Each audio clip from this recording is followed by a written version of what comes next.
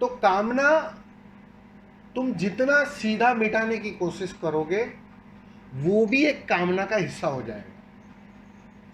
वो भी तो एक कामना ही है ना, वो भी तो एक मांग ही है ना, वो भी तो खबर दे रही है ना कि अंदर एक तृप्ति की कमी है, जी सर। एक आनंद की कमी है।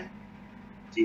तुम मांगते हो तो तुम्हारा भिखारीपन चीख चीख कर बोलता है, कुछ भी मांगो, चाहे मोक्ष ही मांगो, चाहे मुक्ति ही मांगो। भीतर से तो, गहरे अचेतन से तो वही चीख आती है कि मेरे पास नहीं है, मैं अतृप्त हूं, इस आनंद की कमी है मेरे जीवन में। यही तो कह रहे हो ना? जी स्वामी जी। समझ में मेरी बात? तो जी हाँ, यहां बिल्कुल। मांगने से बात नहीं बनती है, यहां खोने से बात बनती है। जो मैंने शुरुआत में कहा कि जीवन जीने की कला मृत्यु की कला से गुजरती है। जी स्वामी जी, इधर तक ध्यान में, इधर तक पहुंचना भी मैं खो की, मतलब मैंने सब जाने दिया, मेरे विचार वगैरह सब, लेकिन फिर अचानक से आ जाता है कि कामना बोलती है कि अरे क्या करोगे, कुछ तो पकड़ो। यही तो मन का खेल है ना, मन यही तो चाह रहा है कि तुम कुछ ना कुछ पकड़ कर रखो, क्योंकि ये मन का भोजन है, मन की मांग है ये। कुछ ना कुछ तुम्हें चाहिए, तुम्हें अर्थात मैं मन की बात कर रहा हूं। यश के मन को कुछ ना कुछ चाहिए, तभी वो जीवित बच सकता है, तभी वो खेल सकता है। इसलिए तुमने देखा, तुम जब ध्यानी नहीं थे, साधारण जीवन में थे, तब भी मन कुछ ना कुछ पकड़ रखा था। वो उधर से इस कदर थक गया था कि वहीं से फिर रखा। हाँ, तो आप तुम अध्यात्म में पकड़ना चाह रहे हो, तुम खिलौने बदल रहे हो। कुछ है जो बाहर के खिलौने हैं, कुछ है जो भीतर के खिलौने हैं। सवाल खिलौने बदलने से बात नहीं बनती है, खिलौनों के पार जाना है, वो परिपक्वता चाहिए, उसी को मुक्ति कहते हैं। वो समझ में आना चाहिए कि मन और एक खेल रचा रहा है, वो चाहे बुद्धत्व के नाम पर, चाहे आनंद के नाम पर, चाहे समाधि के नाम पर, चाहे मुक्ति के नाम पर, बस वो नया खिलौना चाह रहा है। स्वामी जी, एक चीज थोड़ी क्लियर होने लगी है, जब दृष्टा भाव की बात करते हैं तो अब मुझे समझ आ रहा है कि दृष्टा भाव मतलब अलग से कुछ देखना नहीं, केवल जीना बस है। यस, दृष्टा मतलब क्या है? तुम देखने, पहले मैं एक तरफ कर रहा था, एक तरफ देख रहा था, अभी नहीं सुनिए, अब मैं वो क्लियर कर लेता हूं। दृष्टा का मतलब क्या है? स्वभाव। अगर तुम यश का स्वभाव पूछो, यश का मैं कह रहा हूं, ध्यान से सुनना। यश मतलब मन, क्योंकि जन्म से लेके अब तक मन में ही जिए हो, तो यश का स्वभाव कुछ भी हो सकता है। लेकिन यश के भीतर जो विराजमान है, जिसे तुम कुछ भी नाम दे दो, आत्मा कह दो या परमात्मा कह दो या भीतर की चेतना कह दो, उसका जो स्वभाव है ना, उसका जो रोल है ना, वो सिर्फ देखना है, वो सिर्फ देखता है। आप उसे देखने की तरह कहना भी गलत हो जाएगा। क्या समझ में आ रहा है? वरना तुम्हें एक नई भ्रांति खड़ी होगी कि मुझे देखने का काम अलग से करना है। बस तुम्हें स्वभाव में आ जाना है। स्वभाव में आने का मतलब अपने असली रोल में आ जाना है, मात्र जीना। हाँ, मात्र जीना, कर्ता नहीं बनना है, घटना में इन्वॉल्व नहीं होना है, ना सुख में इन्वॉल्व होना है, ना दुख में इन्वॉल्व होना है। बस एक ठहराव जो सिर्फ देखते रहता है। जैसे कैमरा कैसा होता है, ऊपर कैमरा लगा है, वो सारी घटनाओं को रिकॉर्ड करता है, बस पड़ा रहता है।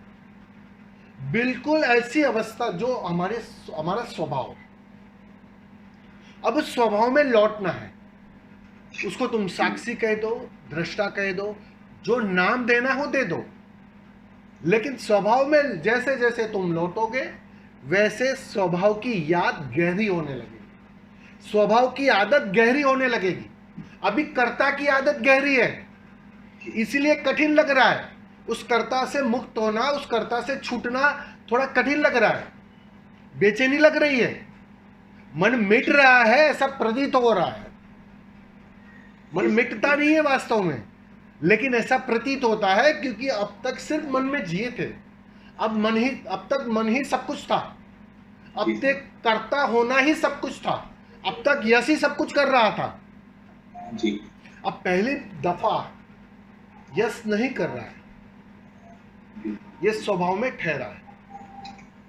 बस ये ठहरने की कला ध्यान है, बस ये कला सीख लो तुम। इस कला में इतने निपुण हो जाओ, इतने निपुण हो जाओ कि तुम चाहो या ना चाहो तुम्हारा अचेतन उस स्वभाव से जरा भी छिटके ना,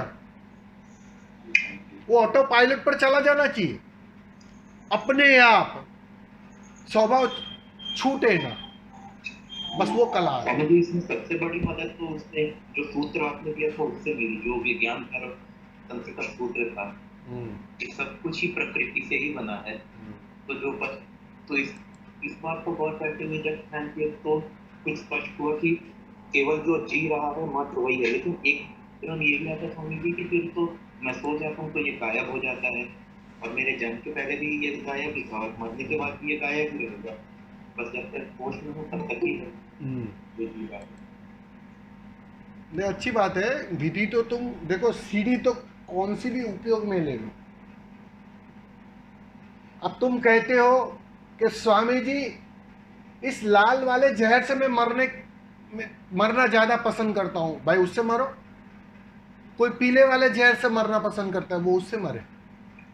हर हाल में मिटना है, मरने की कला सीखनी है। जो मैंने शुरुआत में कहा, जीने की कला अगर सीखनी है तो तुम्हें मरने की कला से गुजरना पड़ेगा, उसमें निपुण होना पड़ेगा, उसको ठीक से करना पड़ेगा। अब तुम मरना किस तरह पसंद करते हो वो तुम पर निर्भर है। कौन सा भी जहर अपना लो, कौन सी भी विधि अपना लो। स्वामी जी लेकिन जब होश नहीं रहता है तब तो फिर वो जो भीतर जो जीने वाला है वो भी तो, उसका भी तो कुछ पता नहीं रहता है। तो उसको तुम्हारी फिक्र कहाँ है? क्योंकि तुम्हारी फिक्र अभी भी तुम्हारे अलग होने पर है। तुम अभी भी ये जान रहे हो कि मैं अलग हूं इस अस्तित्व से। तुम अपने को अभी सागर मान नहीं रहे हो, ना जान रहे हो। मान्यता की भी कमी है और जानकारी की भी कमी है, अनुभव की भी कमी है। वो तो जिस दिन तुम ध्यान में गहरे जाते जाओगे, ध्यान में गहरे जाने का मतलब खोते जाओगे, यश के अर्थों में खोते जाओगे, मन के अर्थों में खोते जाओगे, मिटते जाओगे। तो एक दिन यश और मन पूरी तरह विलीन हो जाएगा, और जिस दिन वो विलीन होगा तो तुम्हारा कोई अस्तित्व ही ना बचेगा।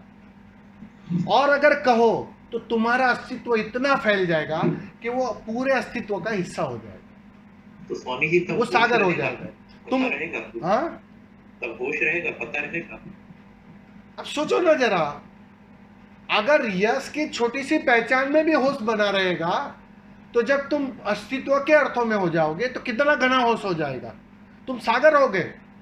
तुम उस दिन घोषणा कर पाओगे कि मैं यश नहीं, ये सारा ब्रह्मांड मेरे भीतर विराजमान है, मेरे भीतर से ये चांद तारे प्रकट हो रहे हैं। ये तुम कह पाओगे, अपने अनुभव से कह पाओगे। लेकिन उसके लिए मैंने कहा ना, ये यश के अस्तित्व को खोना पड़ेगा, यश की आइडेंटिटी को खोना पड़ेगा, उसको विलीन करना पड़ेगा, उसको खोना पड़ेगा। ध्यान उसी की कला है। प्रति पल, हर पल के साथ अस्तित्व मिट रहा है तुम्हारा, और जितनी मात्रा में मिटता है उतनी ही मात्रा में स्वभाव निखरता है, और तुम इस अस्तित्व का स्वभाव। जी स्वामी जी, धन्यवाद स्वामी जी। स्वामी जी प्रणाम।